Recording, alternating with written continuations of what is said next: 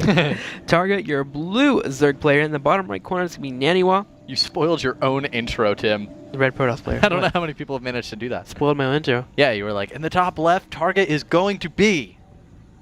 Oh, I spoiled my own intro. I thought that's what you laughed at. No, You started chuckling right after. I said they were right. I was chuckling at them being right. So maybe I did spoil it. Now. I say dumb stuff all the time, and I don't remember any of it. So sorry if I said something. No, it was kind of cool to the viewers. I don't know that many of us have seen that. It was like a cool little.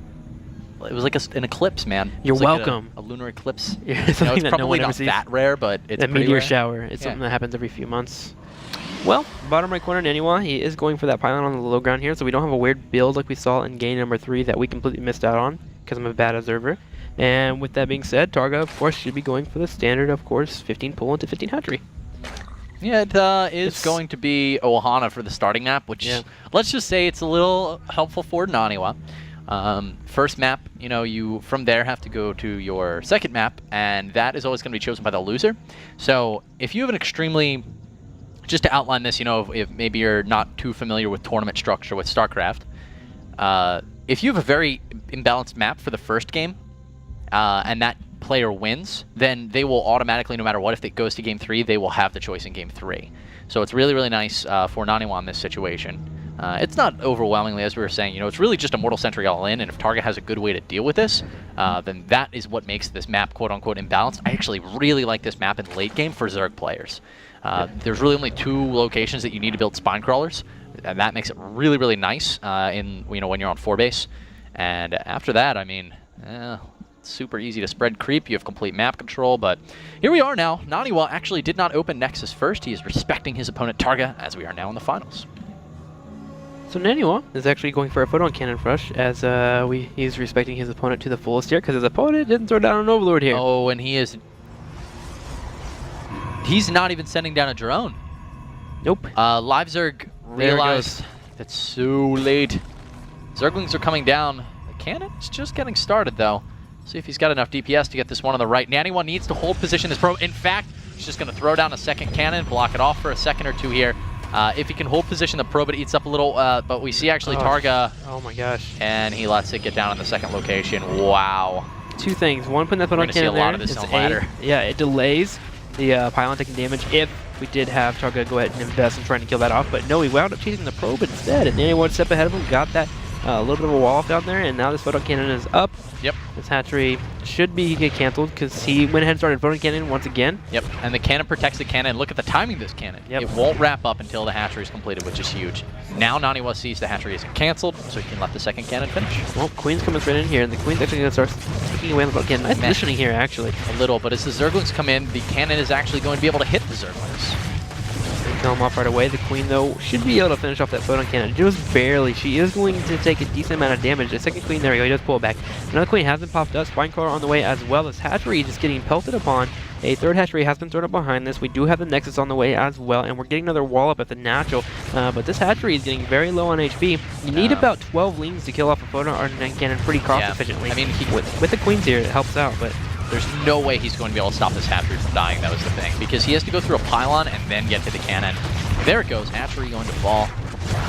He did get a Queen out, so he's going to put the Spine Crawler down as well. It's going to be able to help finish up these pylons, but the damage has been done overall.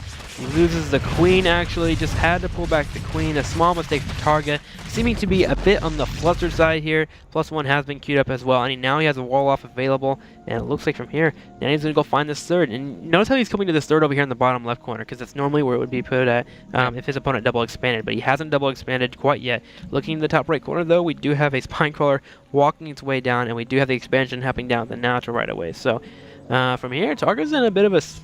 I guess, what would be the word that I'm looking for? He's pretty far behind. I mean, he's hurting. He's at a disadvantage. Yeah, that's the word I was looking for. So, Lang's now moving forward straight to the natural. I'm getting good at predicting your mind, Tim, but you have to give me a second or two. Yeah, one day I'll let you get a couple of seconds. Seconds are valuable, man. Time is money. Well, looks like Lings are running on in, and with the photon cannon there, and the Zealot there. He's going to hold it off. NaNiwa's in a great position right now. I mean, he just killed an expansion. And his Stargate is barely late at all. It's 60 seconds late. Targa's definitely more behind than that on his build. And, I mean, the reason we just say it's late is it's pretty common you open Stargate and then you drop 2 gases behind it. Your Stargate typically goes down around 5 550, 540. This one went down right at 7 minutes, so he's really not late at all. Are we going to see his Phoenix play? I love NaNiwa's Phoenix play. Overlord popped in, by the way, guys, but it did not see the Stargate. It only managed to glimpse the lack of gases. He is bringing an Overlord in, though. Gonna try and catch it. And with the Stalker actually pushing across the middle of the map here, he'll be able to grab it pretty nicely. Sentry will, of course, tickle it to death, but it's going to take a while for that tickle to actually kill anybody. I've always felt like I'm getting tickled that I'm going to die. I hate being tickled so much. Yeah. Stalker does retreat as well as a Zealot here. Should be able to turn around and actually engage that if you wanted to. Does, of course, the other day. See the Stargate. What? Your stream, man. They were begging me to interrupt you in the middle of your league game with some tickling. I got so mad, dude. You got really angry. I can't stand tickling, man. I don't know what it is. I blame my parents. They tickled me too much when I was a kid. They loved me too much. You love me too much. Stop it. Third and fourth gases are down for NaNiwa, guys. So he's going to be able to start tech transitioning out of just his Phoenix play. Expect 3, 4 Phoenix. Sometimes you make more than that, but that's pretty... Well, it's 4. 4 is the common number against there, because you want to make sure you have enough to lift the Queen and kill it. That is the number of Phoenix you need to do that. So, by the way, he's going to bring his Sphinx here and lift up, or not lift up, give vision here and be able to warp in a few Zealots. Straight on the high ground. Here comes the Phoenixes right away. There we go. There's the warp in. Immediately we have 3, 4 Zealots in the main of his opponent. And how does he have in terms of units? He only has 3 Lings in the field. Nothing on the way. 3 low votes have been queued up. The Queens are moving their way on up, but the Zealots are going to come in for a flank right behind it. And here we go. Where are the Zealots? Oh, he's waiting for a second round of warp-ins. This is so sneaky. The Queen's dead. He will be able to get out of here. Will he lose the Phoenix? He does not. Zealots are going to come in now as some additional Zealots are warped in. So here's why that patience was so smart. Whenever you're getting harassed as a Zerg player, you need to treat it as a harass. You need to drone up heavily behind it because you're going to lose drones, and you also need to build a couple of Queens. But you don't build any units. They're not expecting a follow-up ever. And that's why he didn't build anything. He just built drones. He did the right play here. But NaNiwa, knowing the right play for Zerg, just follows up into an attack, going straight into the hatchery, and these Zealots are just doing work overall. Targa is getting worked right now, unfortunately, and it's quite painful to see. Well, and he's got to be hating it as well. He's got to be very happy, though, because he made his lair his natural expansion. If this was, the lair's not done, so the hit points would still be a hatchery, his lair would have just died, he would be screwed in this situation. He lost his main base. It's pretty bad. Yeah. Make no mistake about it. But at least he has lair tech. Well, the Roaches do clean up and come in and clean the Zealots up, but it's worth it. He's killed off the Hatchery. He's retained his Phoenixes as well, so he can help hold off any pushes that do come across the middle of the map. Roaches and Lings do start heading straight to his opponent's natural. They actually catch the Stalker and Zealot. A small mistake here from NaNiwa. Those 2 units are actually quite important. Phoenix is going to come in here and try and keep picking up any Queens. This prevents any reinforcements, and Targa actually is going to go ahead and retreat, kill off the pylon, because he can't do much if he loses his Queens. Yeah, he's taking too much damage here. When you make the Spore Crawlers in your mineral line, you have to take your Queen and actually put it in your mineral line. You can sandwich it. Funny thing about, units when they're mining, they will travel through other units. So a Queen will not interrupt. Here's another Queen out in the front. It's going to be so easy for NaNiwa to actually come forward and pick up this Queen and kill it. He's still got his 4 Phoenix, so he can do it in just 1 lift. And note how the Queen is out in front right now. It's not sandwiched in between the Spore Crawler and the hatchery like it should be. He's moving it back there now, though, and now it's pretty close. As long as he doesn't bait it forward, NaNiwa may be able to, or maybe unable to take. He's so far forward. But, oh, he doesn't have enough. He does have enough for a lift. Interesting. Yeah, he doesn't want to really engage on that. He sees a Hydralisk in on the way as well. Second Queen did pop out. He saw the actual hatchery breathing, so he didn't know when the second Queen was going to pop out, and that could have prevented him to lose from a couple of Phoenix.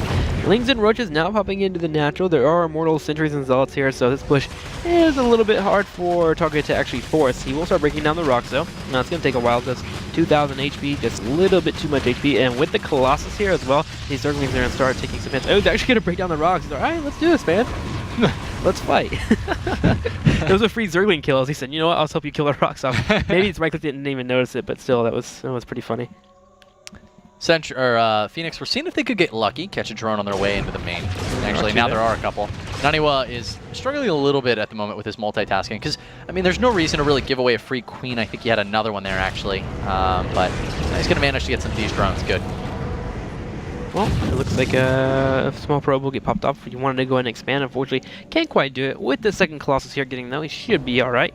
And looking at the Phoenixes again, they're just poking in back and forth, as you mentioned, looking for those drones, just officially sharking, if you will. Robox Bay on the way, Thermal Lance has been queued up. We do have Blink now starting out as well, so NaNiwa is very content with just moving up in tech. And with the Hydras popping out, now suddenly he has to pull back. You can't be too careful with Phoenix Blade. Oh, he's going to snoop in. They're on right click, actually. But there are more arriving. Definitely missed his grab lifts there. Now with the Hydras reinforcing, that Phoenix does get away, though. Yeah, it seemed to be a small misclick there, but does know that his opponent has gone Roach Hydra now. He's going to be okay with that, especially with him moving into Colossi tech. A little bit curious. Okay. Yeah. I would have, you know what, if I were NaNiwa, PP please, pause the game, go bake yourself a cake, put some candles on it, blow them out.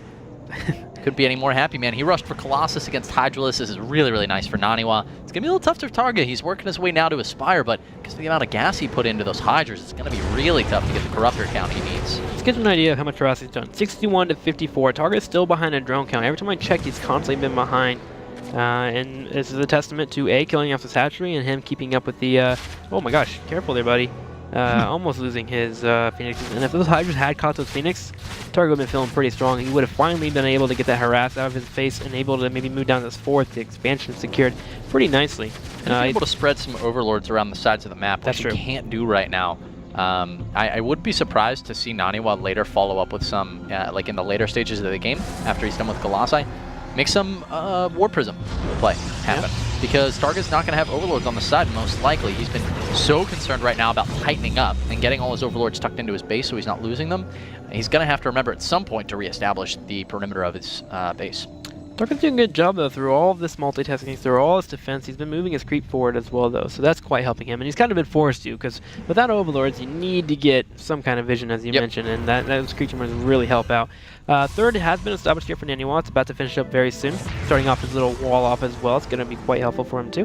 And the Phoenix is just kind of now at the moment just sharking around. Not going to be able to do any much damage anymore, just trying to keep tabs as army is in the middle of the map, just trying to keep him in the peripheral here and just making sure no aggressive plays are coming his way. And that also allows him to keep checking upgrades, making sure that his opponent hasn't gone too far in the upgrade range. And he's actually gotten +1, which is kind of hurtful. And because right now he's at 2-1 in upgrades, 3-1's about to finish up, and he only has +1 in Carapace. These units are just going to milk. Very lacking army, actually. Targa, what's his Corruptor count right now? I believe this is all he has right here. He has a total of 10 on the field, so he has 4 more to group up after this. Well, he's going to need to obliterate these Colossus, really, really catch them out of position. Which, I mean, is not going to be impossible. NaNiwa doesn't have an incredibly large amount of anti-air, but it's not going to be an easy task by any means. That's the only way for Targa to be able to deal with this army, really. He is trying to get +1 air attack out, though, so that's going to really help out in terms of getting rid of those Colossus. If he can get rid of them really quickly, maybe Roach Hydra with the Link support can deal with the army very quickly, but there are 3 Colossi here, and he has Sphinx here as well for the anti-air. I mean, it's not the best anti-air in their world, but coupled with Stalkers, it's going to help out just a tad bit. Yeah, and it definitely would be nice if it eats some of the Corruptor shots. That would be nice, too, yeah. Nice. It's not as strong meat shield, but it's a good bologna sandwich. It's enough to just take a little bit of damage. And here we go. Moving straight forward, there are force field landing in the top left corner. Corruptors will come in right away, pulling up the health bar. You see this Colossi dying so quickly. A second one dying down as well. And the Roaches do get a decent surround. The Stalkers doing their best. Stalkers are actually engaging on the Hydras and Roaches. And it seems like NaNiwa is not really scared whatsoever with the Corruptor count. He just wants to kill the ground army, and at that point, the Corruptors do nothing.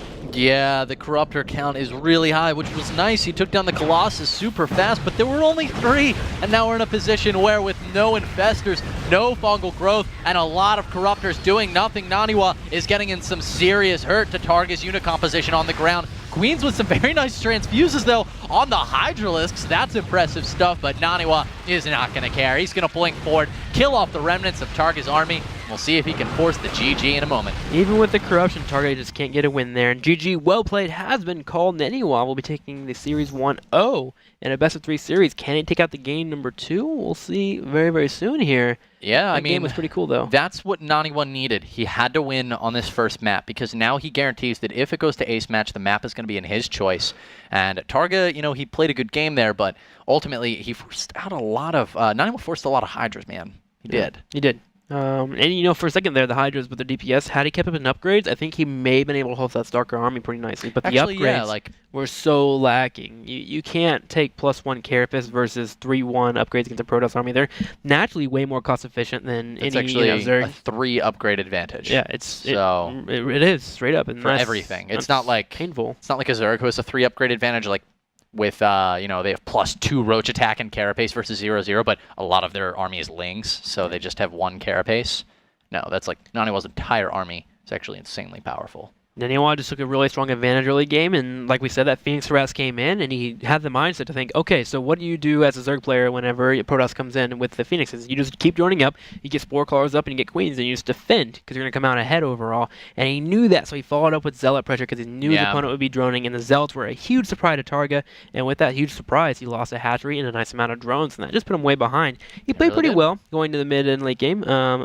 Again, that harass is kind of a pain in the rear to deal with, but losing a hatchery just hurt him way too much. Game number 2, can Targa hold any pressure that might be coming from NaNiwa? We'll find out in the EU qualifiers for IPL 6. Game 2.